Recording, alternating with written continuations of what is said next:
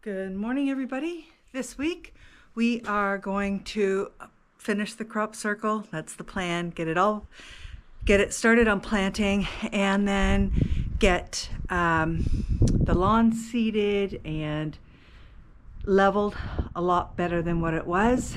And I think if I can get those two big things done, and the back, everything completely cleared and ready to go. So crop circle, getting the land as even as possible and reseeded.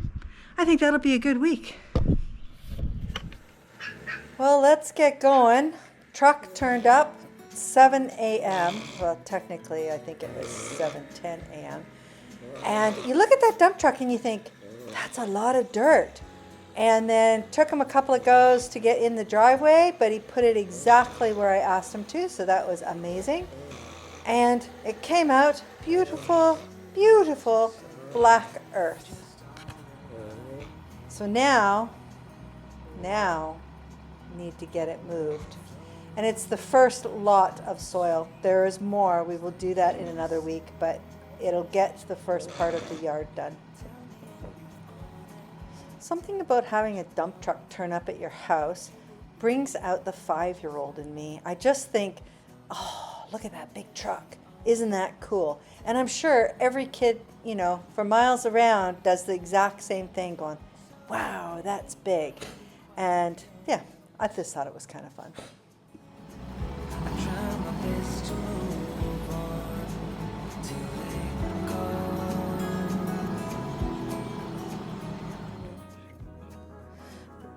Being on my own now, I need the section is just shy of 3/4 of an acre, I think.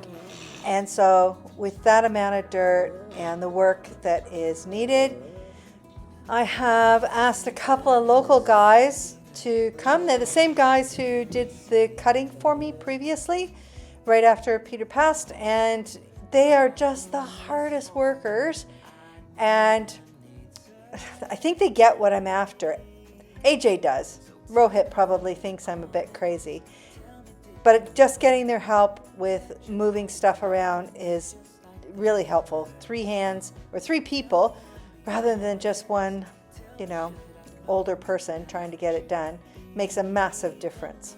So painfully quiet and slow. I try my best to move on. Letting go. Well, one of my first garden beds is full of hostas and roses, and all you see are little things sticking up, but there will be beautiful plants coming out of there. And wow, look at what a difference cutting down even more scrub. I've had so many people come by who walk by every day when we're out doing work or I'm out doing stuff, who said that they've lived here for 20, 30, 50 years and they have never seen the lot or the section so open. It really is making a difference because the sun is able to get in, and it's so nice to see the trees with the leaves starting to come on them and some of my flowers, and things are starting to happen.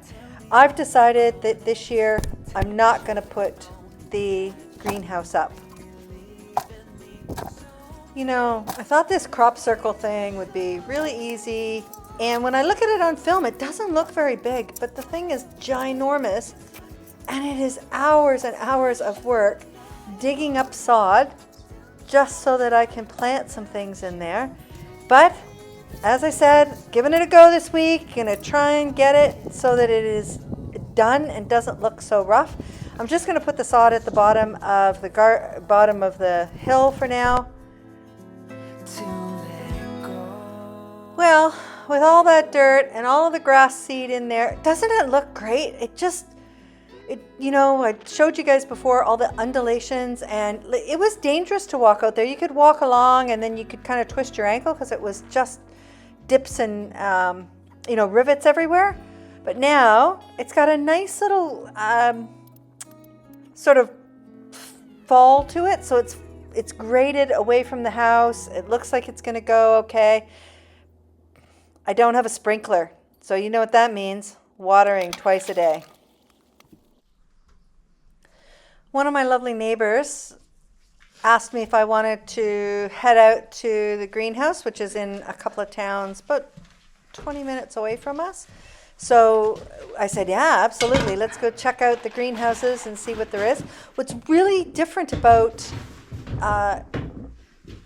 Newfoundland to New Zealand, and I don't know if it's the same in other provinces or not because I haven't lived in them for quite a long time, but people here are very much into annuals, and I'm very much into perennials. So you really have to search for your perennials, and that's what I'm just doing right now, is going out there. One of the other beds that I've got, I picked up some soil. It didn't have any left over after the dump truck, which I think is amazing. But got out there, filling in some dirt, picked up some daylilies, more hostas, which seems to be a really popular thing here.